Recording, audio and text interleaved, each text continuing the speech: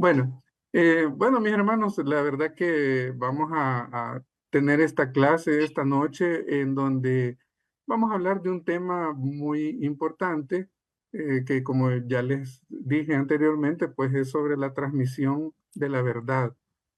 Eh, Fíjense que cuando yo estaba preparando esta clase, resulta pues que me llamó la atención de que nosotros como seres humanos a veces pues digamos que no somos así como tan fieles en cuanto a lo que nosotros digamos conocemos o que lo que nosotros sabemos transmitir. Y fíjense que les comento esto porque estaba viendo, no sé si ustedes conocen esta dinámica que se llama el teléfono roto, en donde el teléfono roto, pues lo que hace notar es que en la medida que un mensaje se va transmitiendo, digamos, de persona a persona, sufre de modificaciones regularmente. ¿Y por qué? Porque pues a veces queremos ponerle adornos, a veces queremos, digamos, ponerle nuestra propia opinión a las cosas, ¿verdad? Y entonces al final eh, resulta un mensaje totalmente distorsionado, ¿verdad? Al que originalmente se transmitió. Y a esto, pues nosotros le podríamos incluso llamar así como una especie de chambre, decimos nosotros aquí en El Salvador, ¿verdad? De que contamos a veces cosas que no nos constan exactamente.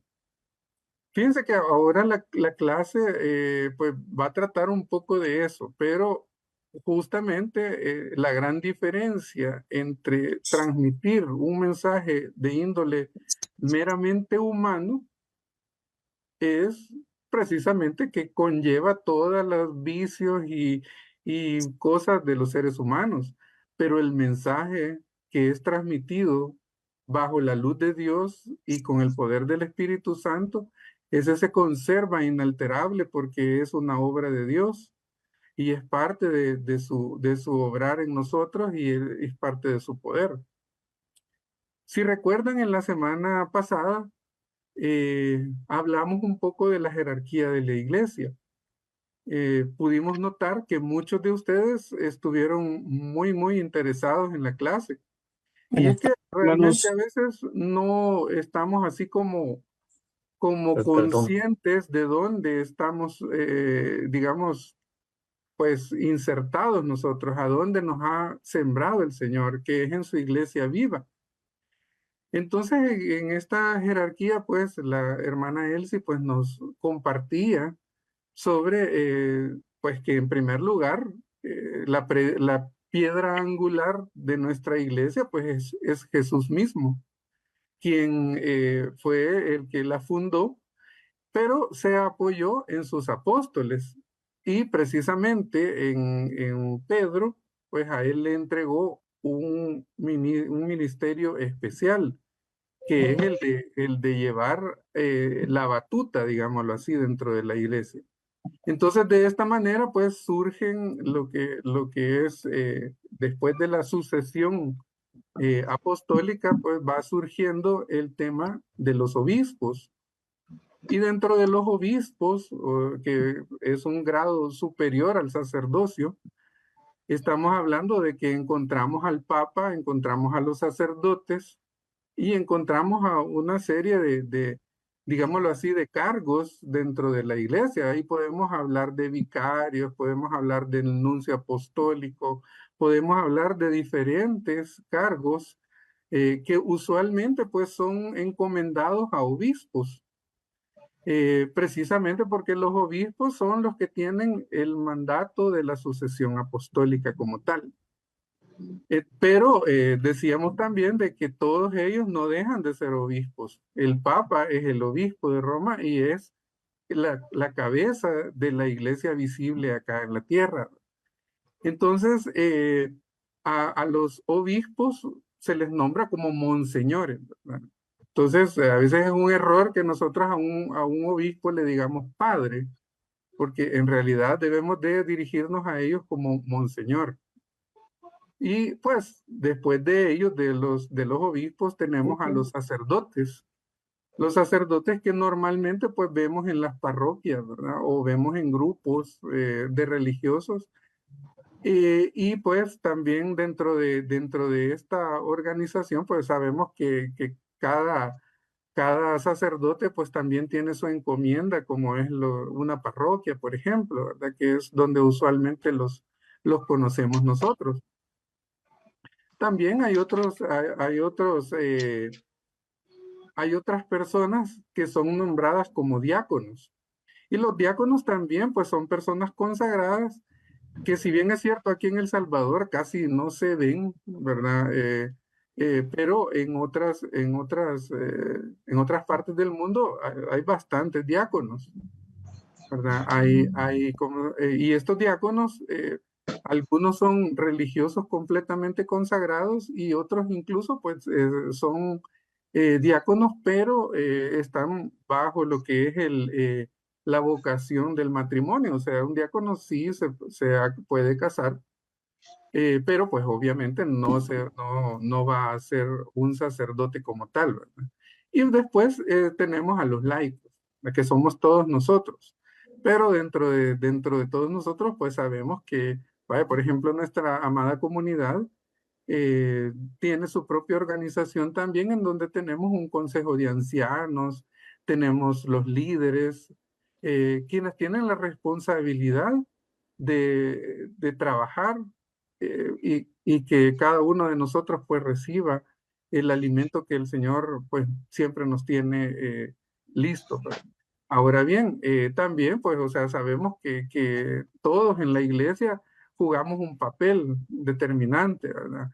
Tenemos ministerios, tenemos otro tipo de actividades, ¿verdad? Grupos parroquiales, encargados, etcétera, etcétera. Cada quien es llamado a servir dentro de la iglesia.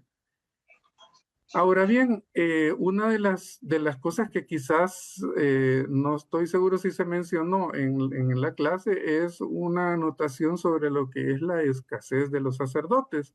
Y eso lo vamos a hablar un poquito más tarde en esta clase.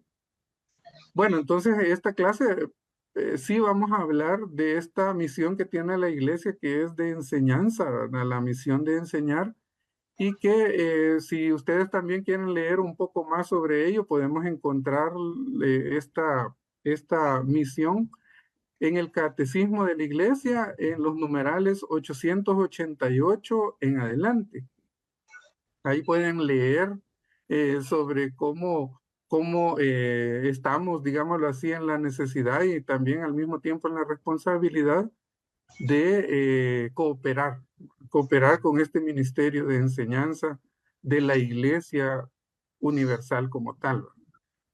Bien, en esta clase pues vamos a tener algunos temas, por ejemplo, vamos a hablar un poquito de esto, reforzar del tema de los sacerdotes y también vamos a hablar sobre la transmisión como tal, la transmisión de la verdad revelada, como es el título de esta clase, en su primera parte. En la próxima semana vamos a abordar la segunda parte.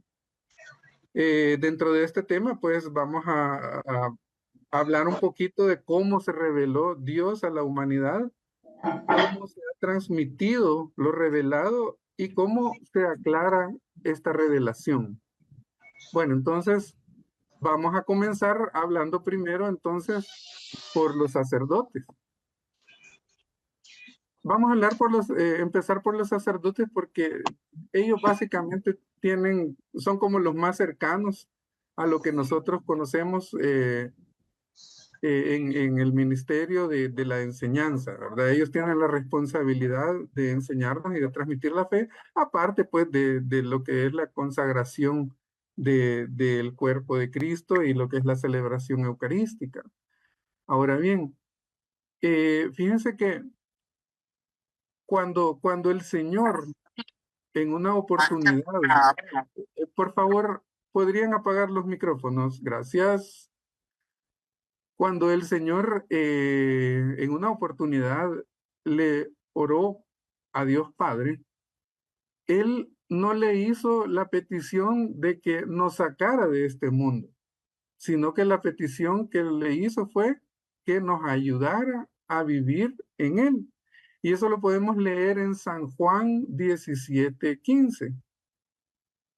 Leo para ustedes. Yo les he comunicado tu palabra, pero el mundo los odia porque ellos no son del mundo, como tampoco yo soy del mundo. No te pido que los saques del mundo, sino que los protejas del mal. Así como yo no soy del mundo, ellos tampoco son del mundo. Palabra de Dios.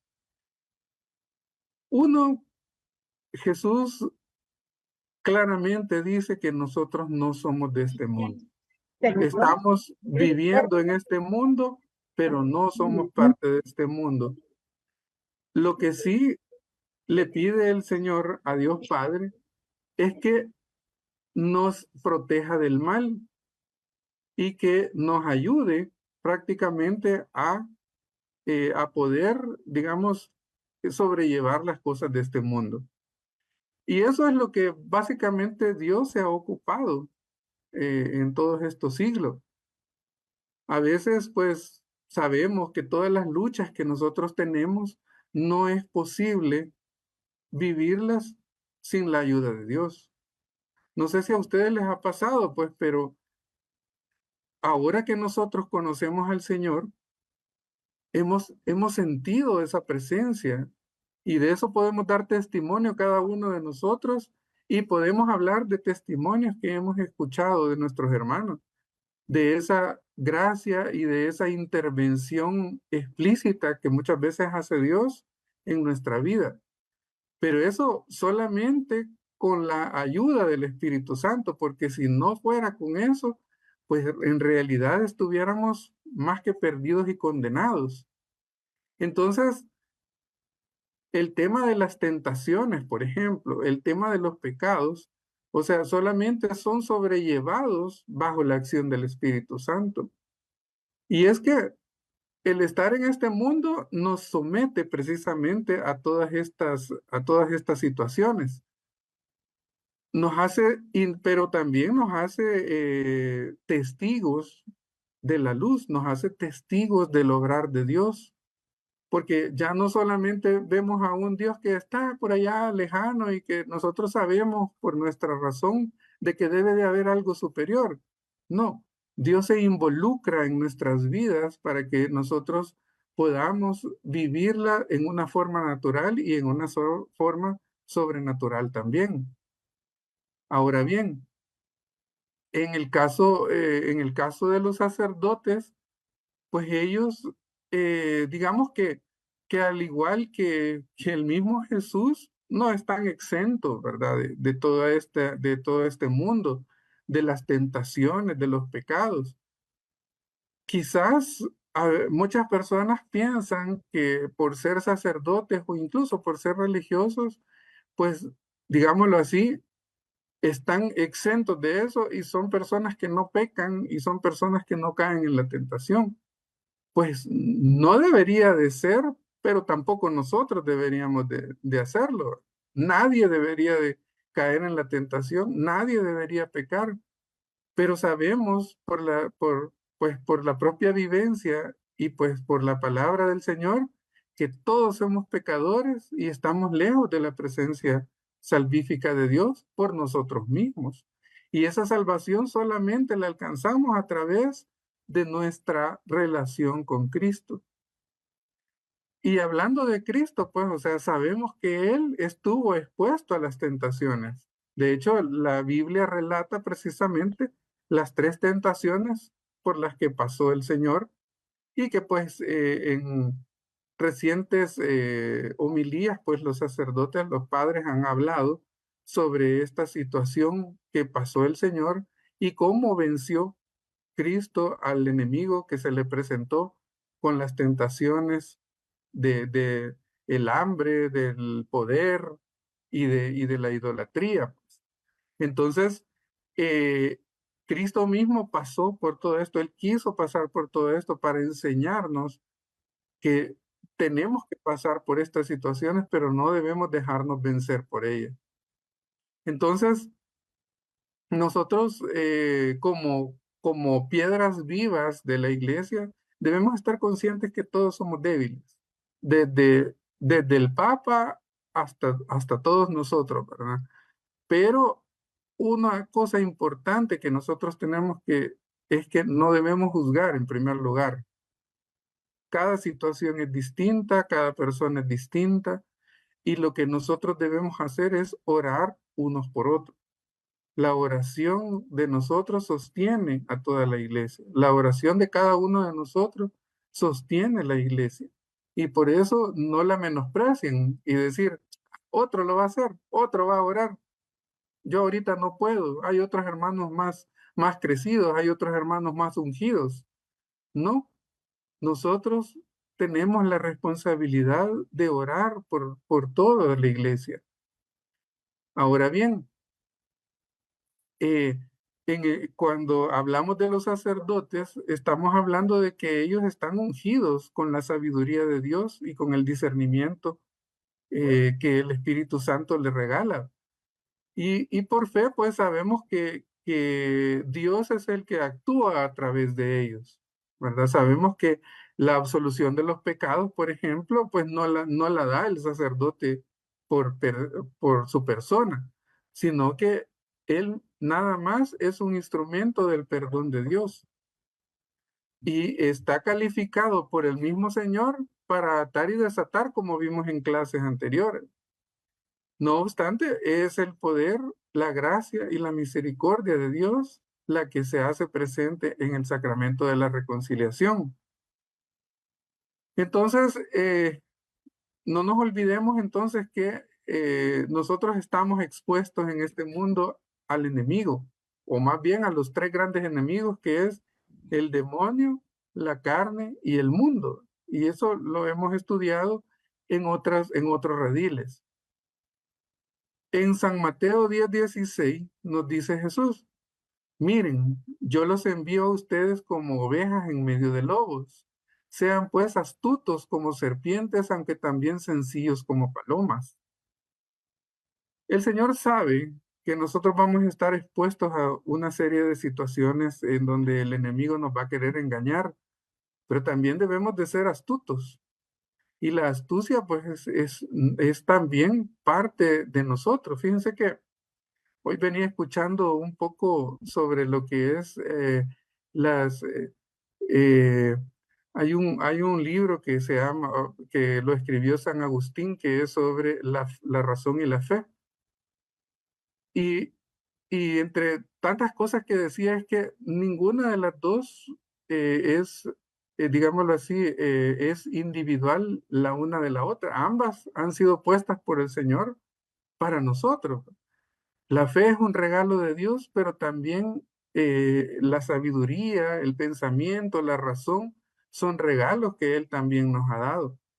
Entonces, esto que menciona acá de la palabra sobre la astucia, se refiere a eso, ¿verdad? Que también seamos agudos en el pensamiento, no nos dejemos engañar por las tretas del enemigo, ¿verdad? Y esto no tiene, digamos, a veces que ver con la fe que tenemos, sino que por la simple razón, pues sabemos que algo va a dañar a alguien, no lo hagamos. Sabemos, podemos medir las consecuencias de nuestros actos también. Entonces, eh, nosotros debemos de estar atentos a no caer en las tentaciones o en el pecado. Bueno, entonces el aporte que nosotros, los laicos, tenemos en la iglesia es importante. Como estábamos hablando, todos somos piedras vivas de la iglesia y por tanto tenemos un papel importante que jugar. Y pues lo que sí el Señor siempre nos pide es nuestra disposición a hacer su voluntad, a atender el llamado que Él nos hace en cada momento. ¿Cuántos de nosotros no hemos dicho en muchas ocasiones, heme aquí, Señor, envíame a mí? Yo estoy dispuesto. Lo hemos dicho quizás más de una vez, pero realmente lo estamos cumpliendo o realmente cuando el Señor nos pide algo, vamos corriendo sin cuestionar o sin pensar que quizás no era para nosotros.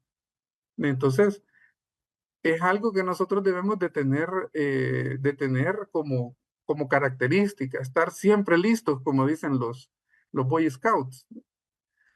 Fíjense que hay una situación que se está dando en el mundo y es sobre la disminución del número de sacerdotes y bueno, quizás a nivel general de creyentes, pero algo muy preocupante es la disminución del número de sacerdotes dentro de la iglesia y de las vocaciones.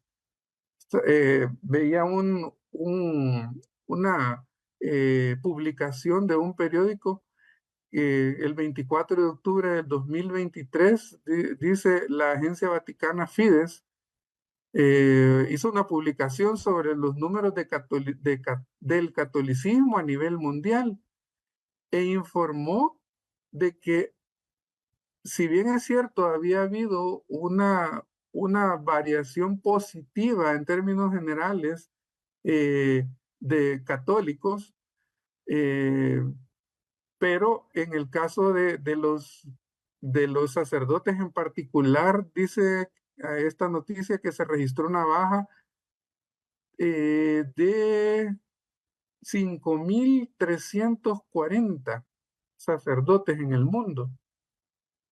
Imagínense, en la mayoría de estos casos eran sacerdotes diocesanos y algunos de ellos incluso obispos, ¿verdad? Eh, en el mundo, dice, eh, el total de sacerdotes que disminuyó en ese año fueron 407.872 sacerdotes. Fíjense qué cifras más tristes, digámoslo así, ¿verdad? Entonces, ¿y dónde es que se ha registrado más esta baja o esta situación? Pues en el continente europeo.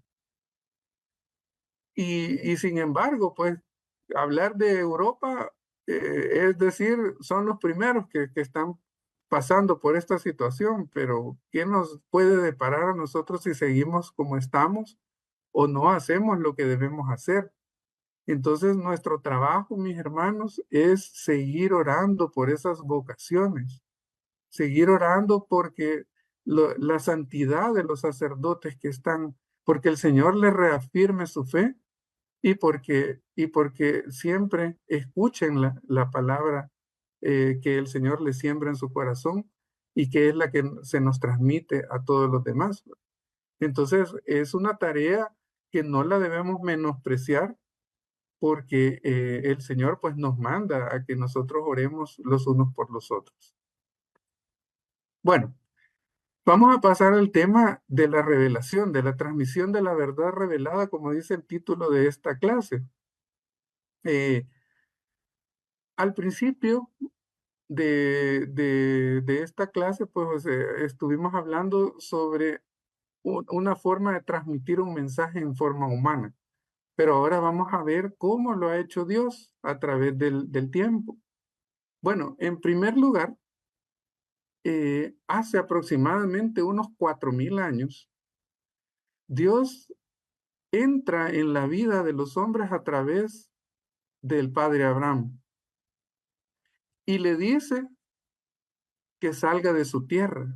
Le da una primera instrucción. Y leamos de la palabra, dice el Génesis 12, 1:4, dice. Un día el Señor le dijo a Abraham, no a Abraham todavía.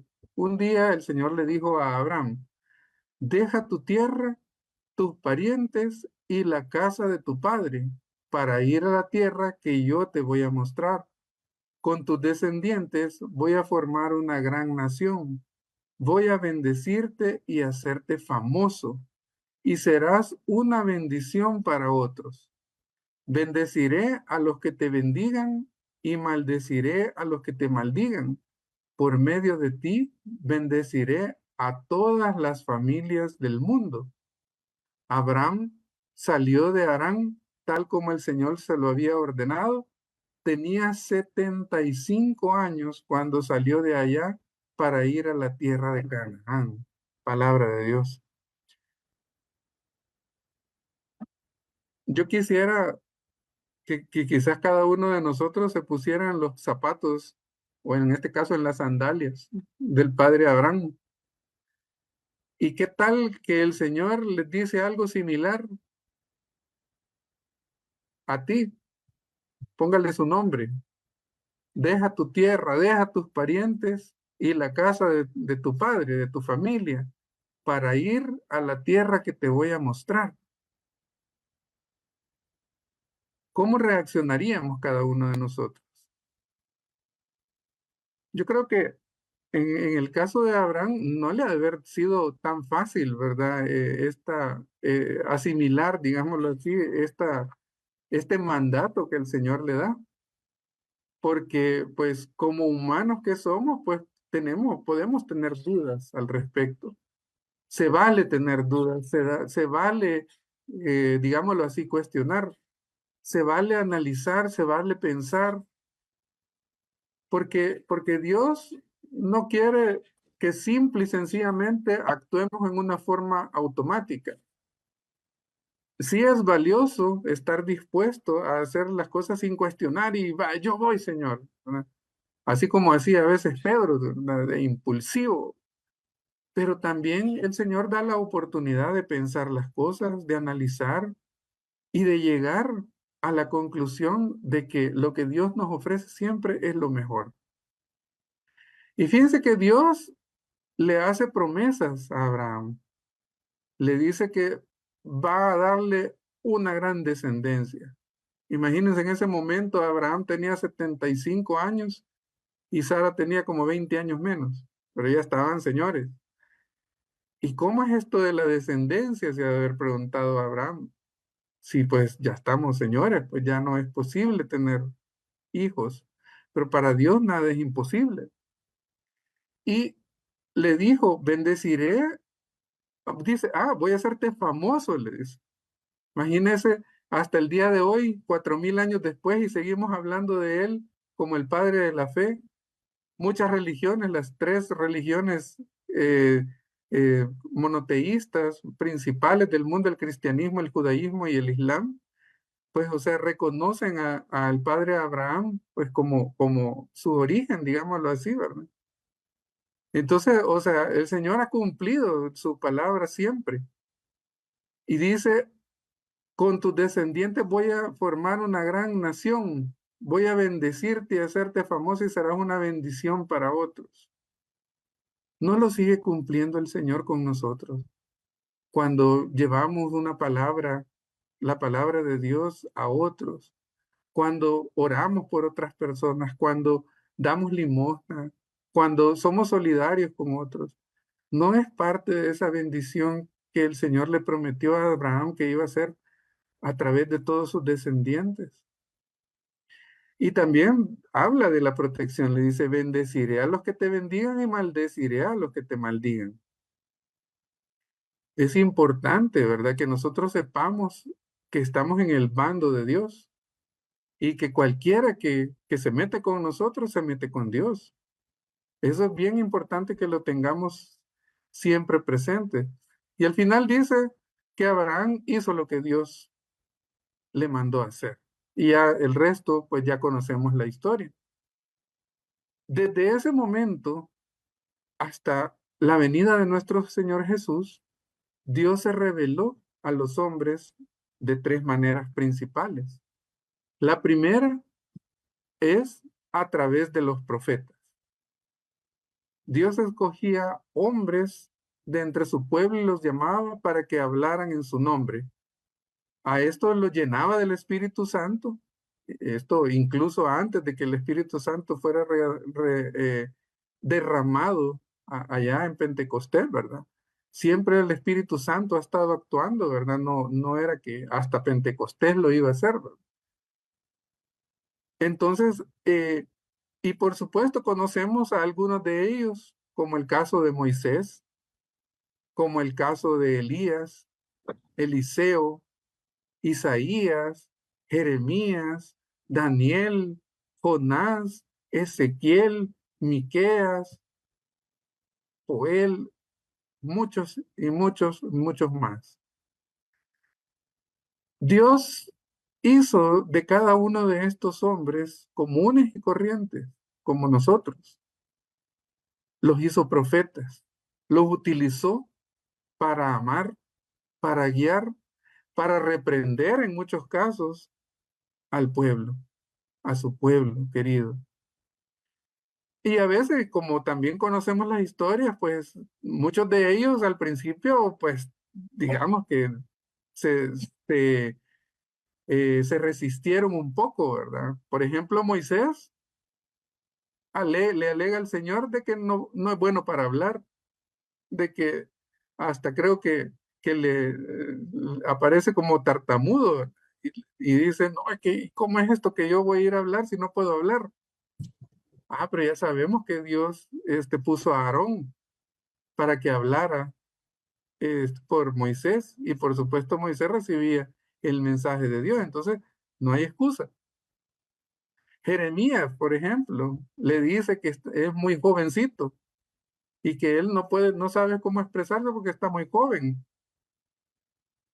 O en el caso de Jonás, ¿no?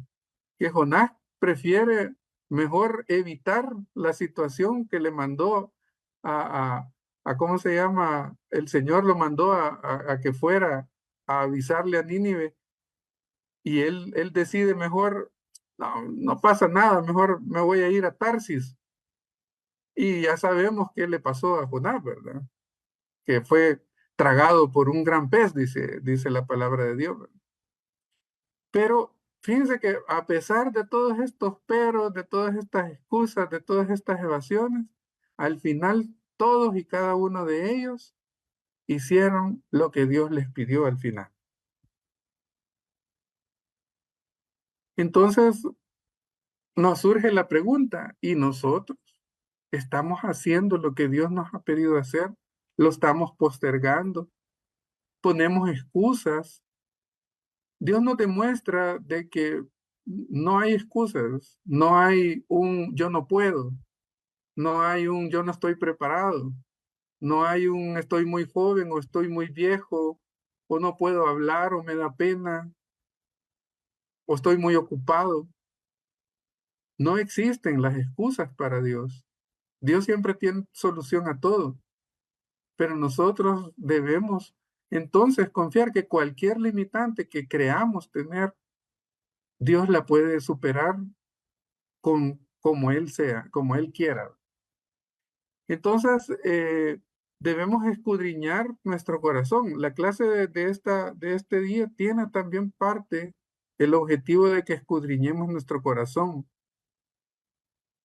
que si le estamos poniendo pretextos al Señor, que si no queremos servirle, que si no queremos ser la voz o queremos que otros hagan el trabajo que nos manda hacer a nosotros. Entonces, el estar dispuesto, el decirle sí al Señor, es hacer las cosas, no solamente del diente al labio.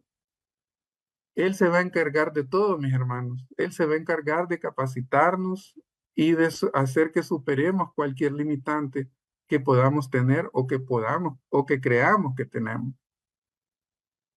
Bueno, la segunda forma que Dios siempre pues ha transmitido su mensaje es a través de la creación. ¿Cómo así? Bueno, o sea, contemplando la creación, contemplando todas las maravillas de este mundo, del universo, podemos contemplarlo a Él, podemos contemplar su amor. Muchas veces en nuestras oraciones de alabanza y de adoración, le hemos dicho al Señor, qué grande eres, Señor, qué bello eres, qué hermoso eres. Los pájaros cantan tu nombre. El sol ilumina porque tú eres su luz. Le hemos dicho tantas, tantas chuladas al Señor porque sabemos que así es. El universo entero tiene la firma del Señor. Esa grandeza, esa majestuosidad ya sea, yo siempre digo, no solamente lo grande, ¿verdad? Lo extenso del universo, sino que también lo más pequeño, lo más minúsculo, lo más detallista que puede haber, también tiene la firma del Señor. La grandeza de Dios no se refiere a un tamaño, la grandeza de Dios se refiere a su majestad, a que Él tiene el control de todo lo absolutamente creado. Y todas sus criaturas, pues, nos hablan de esa grandeza de Dios. Aún los pueblos paganos, sabemos en la historia, los pueblos que nunca han conocido la verdad de nuestro Señor Jesús, tienen en su corazón esa certeza de que hay un Dios, de que hay deidad, de que hay algo más allá de la grandeza del hombre. Entonces, mis hermanos, ¿cómo nosotros estamos viendo a Dios a través de su creación? ¿Cómo nosotros o le damos gracias todos los días por cada detalle que Él nos regala? O simplemente pasamos de largo todo porque estamos acostumbrados a ello. Ya no decimos gracias Dios por este sol que nos da energía, sino que decimos, ay, qué calor, ay, cómo me está quemando, me voy a echar bloqueador. Solo vemos lo malo. O ya no decimos gracias Señor por los mosquitos, ¿verdad? Que le dan de comer a otras especies que son parte de un plan y un propósito, sino que hay condenados mosquitos, ¿verdad? Como nos comen en la noche. Entonces, mis hermanos, o sea, cada ser, cada creación está hecha por Dios. Nunca menospreciemos nada, ¿verdad? Hasta las mosquitas, las cuquitas, todo lo que a nosotros nos puede causar, así como, "Ay, ¿cómo Dios se le ocurrió hacer esto?". Pues se le ocurrió hacerlo. Y debemos de buscar siempre el propósito de Dios en todo. Y por eso decía San Agustín, o sea, la razón debe de servir para buscar las verdades de la fe. Y la fe al mismo tiempo nos tiene que confirmar la búsqueda el objeto de búsqueda de la razón.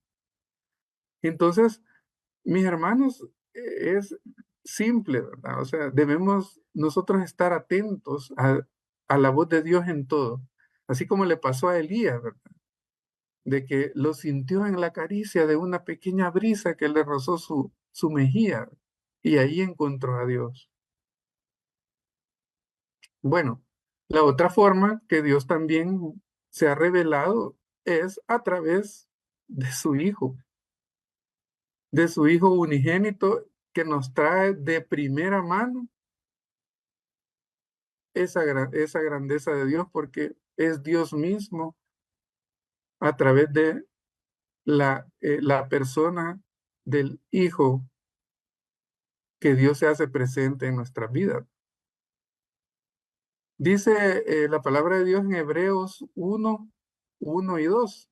Nos dice, en tiempos antiguos Dios habló a nuestros antepasados muchas veces y de muchas maneras por medio de los profetas.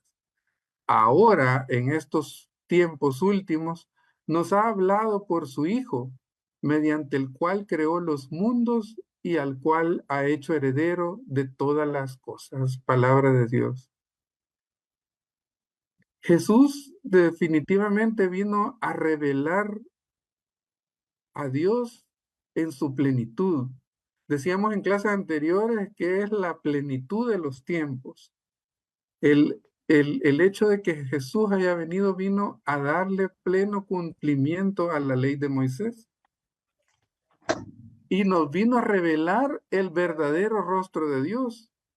Quizás antes de Jesús, las ideas que se tenían de Dios eran de un Dios quizás guerrero, de un Dios castigador, de un Dios vengador, de un Dios que se enfurece y que castiga a los que desobedecen. Y si bien es cierto que nos merecemos, digámoslo así, el castigo del pecado, pero también Dios nos ha venido a mostrarnos el lado verdadero de Dios, que es un Dios de amor, que es un Dios de misericordia, que es compasivo, que es lento a la ira, pero presto o rico en misericordia. Un Dios que ama a sus hijos, porque ya nos revela que somos hijos y que no nos lleva cuentas de lo malo, que por el contrario se nos revela como Padre, ya no solo como Dios, que lo es, pero más bien como Padre, que un padre da la vida por sus hijos. Entonces, Jesús nos viene a mostrar la verdad del Evangelio, y pues da la vida por nosotros, para nuestra redención. Cuando nosotros pensamos en Jesús, podemos entrar en una confianza plena en que Dios ha cumplido su promesa, porque nos ha liberado del yugo del pecado y nos ha hecho hijos y herederos también del reino de Dios.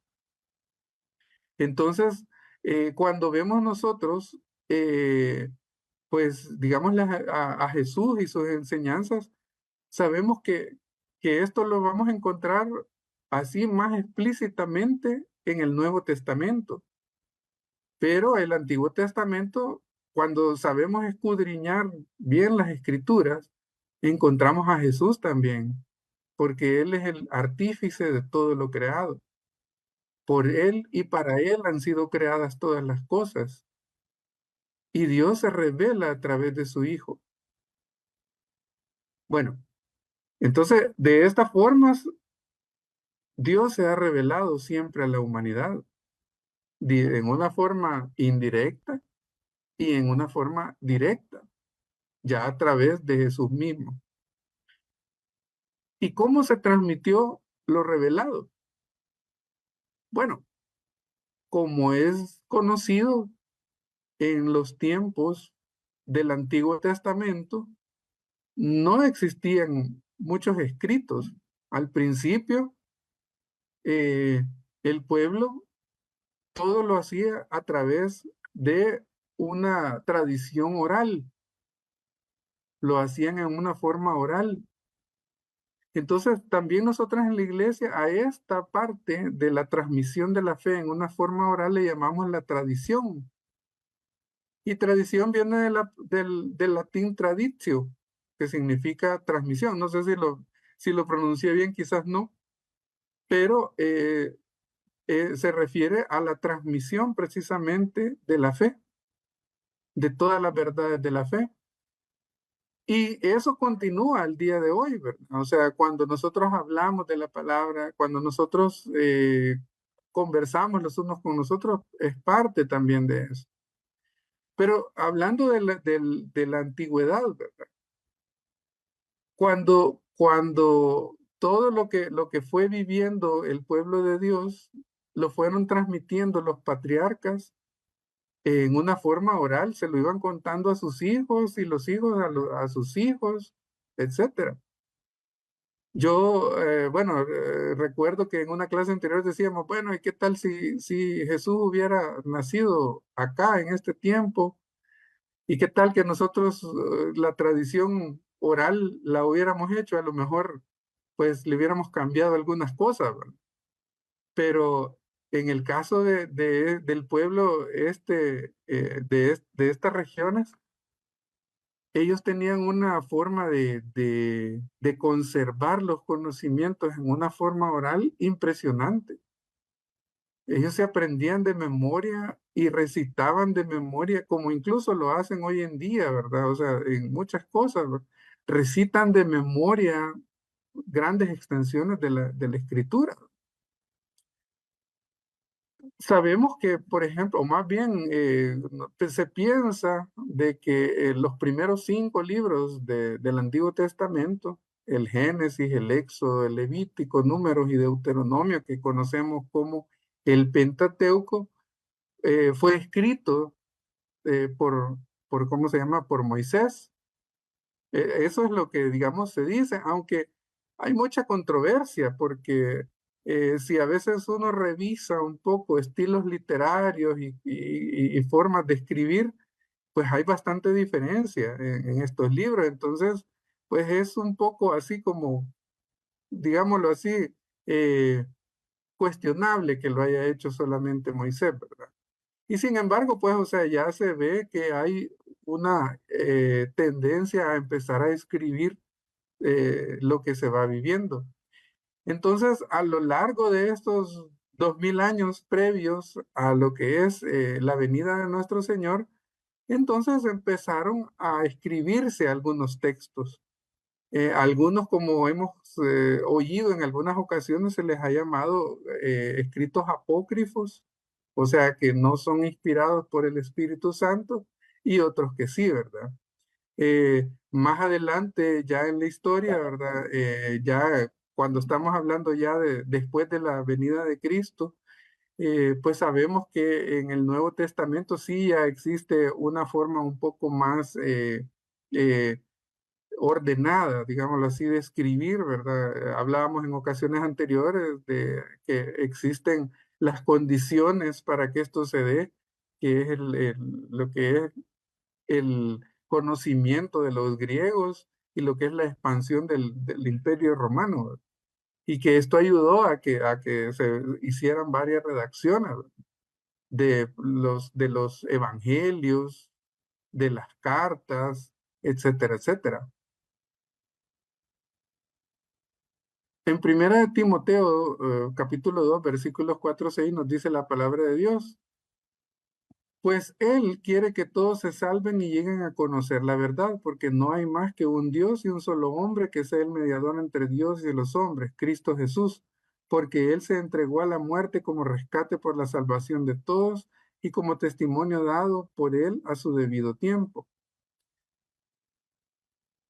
Palabra de Dios, este mensaje es un mensaje bien conocido.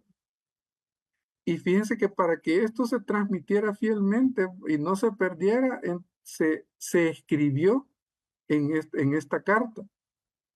Ahora bien, sabemos pues que la iglesia ha pasado por una serie de revisiones, una serie de, de de tiempos en los que se han revisado los escritos, se ha pedido al Espíritu Santo que les abra el discernimiento para saber qué fue inspirado por él, qué no fue inspirado por él. Se hicieron pues intentos de escribir pues primero con pergaminos, después la Biblia en una forma más ordenada, ¿verdad? Y al final nosotros pues hemos heredado una Biblia que contiene varios libros. ¿Cuántos libros tiene la Biblia? Vamos a ver si alguien sabe. 70 y cuántos me dicen. 70, 52. 73. 73. 73, gloria a Dios. Bueno, entonces son 46 y 27. Eh, Resulta pues que en el Nuevo Testamento tenemos libros, 4 evangelios, tenemos un libro de los Hechos de los Apóstoles, 13 cartas de San Pablo, una carta de los Hebreos, una de Santiago, 2 cartas de Pedro, 3 cartas de San Juan, una carta de Judas, pero no Judas Iscariote, ¿verdad? Y de una carta llamada, o perdón, un libro llamado Apocalipsis, ¿verdad? Que es atribuido a San Juan. Entonces, podemos ver de que a lo largo de los siglos, o sea, se ha ido cambiando esta forma de ir transmitiéndose. Y en el caso de nuestros últimos tiempos, pues, o sea, pues tenemos la palabra de Dios, ¿verdad? Que conocemos también que hay varias versiones, ¿verdad? Ahora bien, mis hermanos, todo esto, ¿cuál es el propósito de la palabra del Señor? Bueno, en primer lugar, es conservar esa revelación. No es lo mismo a que le cuentan a que uno vaya a leer la escritura. También guardarla de cualquier alteración. O sea, y ya hemos sabido de muchos casos en los que al haber alteraciones y todo eso, pues, o sea, también hay confusiones. Y esas confusiones han llevado a la iglesia a separaciones. Entonces, eso lo vamos a ver más adelante también. Y pues otro objetivo que cumple la palabra de Dios es que es la observancia de nuestra fe. O sea, que es, como decimos en la comunidad, es el manual del fabricante. Si usted quiere saber cómo funcionan las cosas, váyase aquí a la palabra de Dios, que aquí hay de todo. De eso, hay novelas de intriga, hay suspenso, hay, hay acción, hay hasta recetas de cocina, hay consejos, hay de todo. Pero sobre todo, hay instrucciones que nos da el Señor para que podamos caminar hacia Él. Bueno, eh, sabemos que no todo está escrito, como hemos hablado en otras ocasiones, no todo está escrito en la Biblia, ¿verdad? Podemos encontrar otra literatura, ¿verdad? Todo lo que han escrito los padres de la iglesia, los santos, y otras personas inspiradas por el Señor, pues que han hablado de algún tema en particular, ¿verdad? Entonces, debemos de instruirnos para poder también servirle al Señor de una mejor manera. Ahora, nosotros, o sea, ¿cómo es que estamos? O sea, hagamos la introspección, ¿verdad? ¿Cómo nosotros estamos transmitiendo esta verdad a los que nos rodean? Padres, ¿cómo están transmitiendo esta verdad a sus hijos? Hijos, ¿cómo lo estamos haciendo con nuestros padres? Todos nosotros, bueno, los casados, por ejemplo, ¿cómo estamos transmitiéndonos esa verdad con nuestro cónyuge? O cómo nosotros hablamos del Señor con la palabra de Dios a nuestros compañeros de trabajo. Y de esto surge una pregunta muy interesante. ¿Qué estamos haciendo nosotros? ¿Estamos leyendo? ¿Estamos instruyéndonos? ¿Estamos buscando la verdad revelada? ¿Quiénes aquí de los que están aquí, bueno, y los que veo, algunos eh, han leído la Biblia completa? Si levantan la mano, voy a contarlos, quiero ver. Uno, solo uno. Dos, gloria a Dios. Los demás, no se preocupen, yo tampoco la levanté. No, les confieso que no la he leído así completita, pero es parte de uno de mis metas, ¿verdad? O sea, sí he leído mucho de ella, pero pues no, confieso que hay cosas que digo: "Ey, no he leído esto y lo voy a leer". Pero lo mejor es llevar un método. Quizás en otra oportunidad hablemos de los métodos, ¿verdad? Para poder leer la palabra de Dios. Hay uno de leer la Biblia en un año, leyendo aproximadamente 3 capítulos, ¿verdad? 3, 4 capítulos. Hay diferentes sitios en donde se ofrece la lectura de la palabra en un año, como la aplicación Hallow, que es muy buena, por ejemplo, se las recomiendo, o Fray Nelson Medina, que tiene también ahí en su sitio, tiene cómo leer la Biblia en un año, etcétera. Bueno, pero eso es una de las tareas, al menos que nos pongamos ese propósito. Fíjense que hablando de eso, quiero confesarles, ¿verdad? Que cuando yo comencé en mi caminar, ya tengo 20 22 años de estar en la comunidad. eh, pues, o sea, bueno, como todos nosotros aquí, muy entusiasmado y todo eso, la comunidad pues es una bendición para todos nosotros. Cada asamblea uno dice: ese mensaje era para mí, ¿verdad? Eh, Cada redil, pues, o sea, uno escucha lo que el Señor le tiene que decir de acuerdo al tema que se ve, y las charlas o prédicas, etcétera, etcétera. Pero yo reconozco que una de las llantas, como llamamos en el retiro, de las llantas de mi crecimiento, que ha estado baja, ha sido la lectura de la palabra. Y fíjense que yo en una oportunidad orando le dije al Señor, Señor, yo reconozco que no soy tan bueno así para estar leyendo y leyendo. Te pido que me ayudes, que me des una oportunidad. Tú sabrás cómo.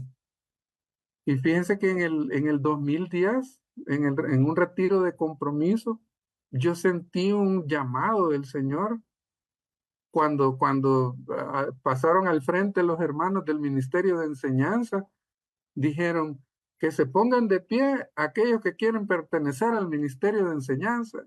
Y yo sentí un empujón de mi silla y me paré. Y lo bonito del caso es que mi esposa se paró a la par mía. Y fíjense que desde esa fecha para acá, pues el Señor nos ha bendecido con este ministerio de enseñanza, en donde yo le doy gracias a Dios que con cada clase, con cada momento, clase que a veces uno da, clase que a veces uno no da, el Señor nos ha permitido investigar, leer eh, y escudriñar un poco más allá las escrituras. Así que yo les quiero decir, pues, como testimonio de que si ustedes tienen el mismo problema que yo tenía, pídanle al Señor que le ayude a encontrar un método. A mí el método que el Señor me puso, a mí y a mi esposa, pertenezcan al Ministerio de Enseñanza. Ahora, si a ustedes les ponen la misma intención en su corazón, pues gloria a Dios, ¿verdad?